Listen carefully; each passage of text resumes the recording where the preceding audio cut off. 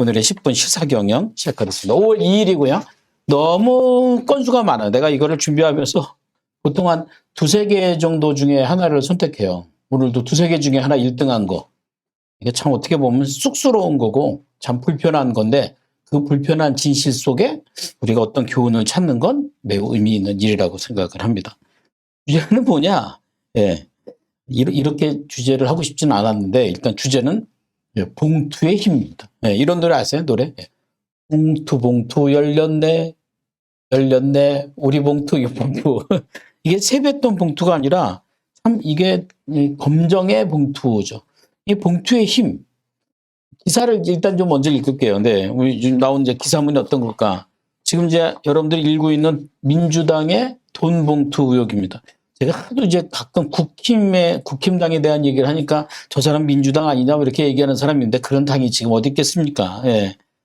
2021년 더불어민주당 전당대회 돈봉투 살포 의혹을 수사 중인 검찰이 금품 살포의 최종 수혜자인 당선됐거든요. 예. 송영길 전 민주당 대표에 대해 출국 금지 조치를 한 것으로 25일 알려졌다. 검찰은 같은 날 핵심 피의자인 강래구 전 한국공공기관 감사협회장도 재소환하고 수사 속도를 높이는 모습이다. 아직 어떤 결론이 나온 건 아닙니다. 그런데 문제는 그거죠. 나만 먹었냐 이런 마음을 갖게 되면 그 다음부터는 아주 문제는 심각해지는 겁니다. 근데 이게 지금 하나의 난리의 현상으로 일단 현실화됐다는 게 가장 좀 답답하기도 하지만, 그죠? 서울중앙지검 반부패 수사 2부, 전날 인천국제공항을 통해 프랑스 파리에서 귀국한 송 전 대표를 출국 금지한 것으로 알려졌다. 이게 나가지도 못하게 하는 거죠. 사건의 핵심 인물인 송 전 대표에 대한 조사가 불가피한 상황에 다시 출국할 경우 조사에 차질이 생길 것을 우려한 조치로 풀이된다. 예, 송 전 대표의 신분도 피고발인에서 이제는 피의자로 전환됐다고 합니다. 예. 피고발인이 아니라 피의자. 본인도 하나의 그 수사선상에 놓여져 있다는 거죠.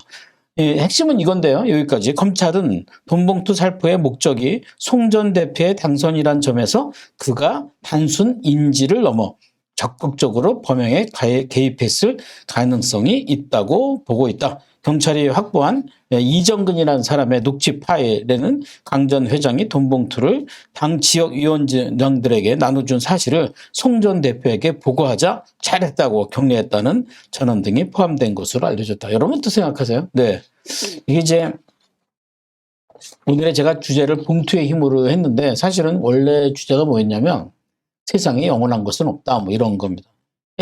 지금의 그들은 어떤 사람들이냐? 소위 386 세대의 중심 인물들입니다. 386 세대가 누구죠? 예. 과거에 이제 군부 정권에서 민선으로 민주화 운동을 했었던 주역이라고 그래서 그들은 정말 청렴한 줄, 그들은 정말 깨끗한 청년인 줄, 그들은 정말 그야말로 386 세대. 그들이 지금 다 이제 50이 됐죠. 왜 나이를 먹으면 그때 갖고 있던 생각을 유지할 수 없을까? 원래 그런 거였을까?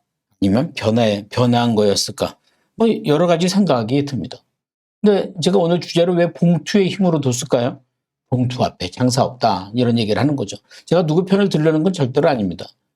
이게 아마 사람이 아닐까라는 생각이 듭니다. 우리가 어떤 일을 할 때 순조롭게 모든 생각대로 이루어지진 않죠. 또 하다 보면 늘 어떤 경계선이 있어요. 경계선. 내가 적법과 위법을 지켜야 되는 어떤 그 경계선에 그 법보다 더 중요한 본인만의 핵심 가치, 법보다 더 중요한 자기만의 원칙, 도덕적 기준, 이게 있는가? 이런 질문을 좀 드리고 싶은 거죠. 보통 이제 선진국이냐, 강대국이냐, 이런 이제 국가의 순위를 OECD 국가에서 따질 때 경제적 규모만 갖고 따지는 않는다는 겁니다. 경제적 규모를 따지면 우린 정말 인류죠. 그런데 문제는 뭐냐면 이러한 일들이 너무 비일비재합니다. 그러니까 그 선진국이냐 강대국이냐를 따질 때 첫 번째가 청렴도죠. 그 다음에 도덕성, 윤리, 원칙. 그러니까 이거는 어떤 거냐면 인간으로서 지켜야 될 도리 이렇게 얘기를 하죠. 말하자면 정치인으로서 지켜야 될 도리라고 얘기하는 거죠. 근데 그게 중심에 서 있느냐? 이게 중요하다는 거죠. 가령 예를 들어서 의사를 하는 전문이에요. 의학을 배운 전문입니다. 그가 진짜 의학을 배울 때 뭐부터 배워야 되죠? 그렇죠. 인간의 윤리부터 배워야 되죠. 근데 만약에 의술부터 배우면 어떤 일이 벌어질까요? 그건 사고 나기 딱입니다. 그래서 우리가 보통 이제 그런 어떤 상황에서 봤을 때 그들도 돈을 버는 어떤 개원한 의사라고 한다면 야, 이거 원칙을 지켜야 되냐, 세금을 내야 되냐, 뭐 해야 되냐, 이런 기준에서 흔들리지 않겠느냐라는 거죠. 꼭 주변에 흔드는 사람이 없다 할지라도 흔드는 건 누구나 다 흔들 수 있지 않을까. 모든 인간이 다 그러냐?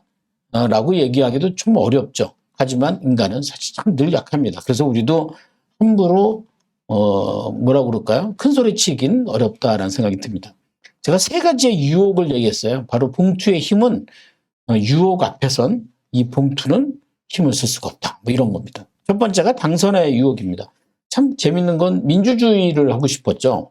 그렇죠. 그 전에 이제 전두환 정권이나 군부 독재일 때는 민주주의가 아니에요. 말하자면 국민이 투표하지 않았거든요. 그러니까 이제 투표하는 사람이 있다는 거죠. 물론 이제 지금 이 민주당 사건도 누군가가 투표를 한 거예요. 그래서 민주적으로 당대표를 선출한다. 근데 이제 문제는 뭐냐면 당선이 되기 위해서는 물과 불을 가리지 않는다는 겁니다. 물불을 가리지 않는 사람은 누굽니까? 네, 소방관이 물불을 가리지 않는다고 합니다. 그런데 본인들도 당선이 되는 데 있어서 물불을 가리지 않았다는 거죠. 그러니까 우리가 어떤 일을 할 때 가장 위험한 얘기가 있죠. 그게 뭐냐면 수단과 방법을 가리지 말고 이런 얘기입니다. 네. 뭐로 가도 서울만 가면 좋다라는 얘기죠. 이런 얘기가 사실 가장 무서운 얘기이기도 하고 이런 것들이 어쩌면 굉장히 큰 열정 높은 표현처럼 들리긴 하지만 상당히 위험한 이야기도 합니다. 왜냐하면 민주주의라는 것도 있고 또 하나는 이쪽엔 개인의 소신이라는 게 있죠. 몰라요. 이분들이 처음에 국회의원 될 때는 개인의 소신대로 되지 않았을까라고 믿고 싶죠. 그런데 본인의 개인의 소신이라 할지라도 민주주의는 뭐죠? 그 유권자들이 표를 던져야 되거든요. 그럼 유권자들이 정말 소신을 갖고 표를 던지면 너무 좋은데 유권자들은 자신만의 이해관계를 가지고 합니다. 그러니까 과연 내가 갖고 있는 소신이 그들이 갖고 있는 이해관계를 넘어설 수 있겠느냐. 이게 참 어려운 문제입니다. 회사를 운영하기로 하고 1인 기업을 처음 시작하는 분은 핵심 가치를 갖고 합니다. 근데 결국 고객을 만족시켜야 사업이 되는 거 아닙니까? 그러면 그 고객을 만족시키기 위해서 과연 내가 그 원칙을 지킬 수 있겠는가? 이런 질문을 던지는 게 바로 오늘의 주제가 아닌가 생각합니다. 두 번째는 뭘까요? 관행의 유혹입니다. 이들도 그렇게 얘기를 하죠. 예. 우리가 잘못하긴 했다. 그런데 우리만 그런 거 아니다. 옛날에도 그랬다. 라고 얘기한다면 이건 부끄럽지 않을 수밖에 없습니다. 우리가 소위 얘기하는 습관. 우리가 어떤 습관을 들이기 위해서 노력하지 않습니까? 습관은 의식입니까? 무의식입니까? 무의식입니다. 그러니까 이런 절차가 무의식적으로 봉투를 받았다고 한다면 이건 더 큰 문제이지 않겠습니까? 그러니까 무의식적으로 나도 몰랐어요. 지금까지 다 그렇게 해왔는데요. 그렇게 받아서는 안 된다. 그래서 누가 그러죠? 사람은 언제 안 바뀐다? 사람은 혼자 절대로 바뀌지 않는다. 혼자 있을 때 잘해야 되는데 혼자 있을 때가 가장 어려울 때죠. 왜요? 남이 보지 않기 때문에. 아마 봉투를 받는 그 순간에도 혼자 있을 때가 아니었을까라는 생각이 들어요. 그리고 세 번째가 있어요. 바로 자리의 유혹입니다. 그 자리에 가면 왜 사람들이 다 그렇게 되죠? 그 자리에 가면 정말 모두가 그렇게 될까? 어렵겠죠. 제가 웃긴 얘기 해드릴까요? 제가 딸이 있지 않습니까? 그 유튜브 하는 그 얘는 집에만 오면 저만 보면 나한테 그래요. 예, 아빠 정치하라고. 예. 제가 웃으면서 내가 하고는 싶은데 나도 그 자리에 들어가면 나도 어떻게 될지 모른다. 우리 딸은 아니라고 얘기하지만 그건 몰라요. 그 자리가 사람을 만든다는 말 있죠? 그 자리가 사람을 버립니다. 그러니까 어쩌면 그 자리에 가지 않아도 할 수 있는 일이 있을까? 저는 그게 가장 큰 지혜가 아닐까라는 생각이 들어요. 내가 뭔가를 하기 위해선 국회의원이 돼야 되고 국회의원이 되기 위해선 누군가의 표를 얻어야 되고 그들의 표를 얻기 위해선 그들에게 보여야 돼요? 맞춰줘야 되고 그럼 본인의 소신은 포기하는 이런 악순환이 벌어지지 않겠는가라는 얘기를 합니다. 예. 저 사람이 정말 예술성이 있는지 저 예술가로부터 뭐를 든다고 예술가에게 돈을 주고 권력을 주고 그 다음에 연금까지 주잖아요. 더 이상 예술가는 예술성을 보장하지 못한다는 거죠. 그러면 약간의 그 부족함이 있는데 우리가 그 자리에 갔을 때 그 부족함이 채워졌을 때 사람은 갖고 있는 본질을 찾기가 어렵다는 거죠. 누가 그 유럽에 있는 철학가가 그런 얘기 했어요. 정말 정치가에게 권력을 뺏어봐라. 예술가에게 창의성을 뺏어보고 사업가에게 돈을 뺏어봐라.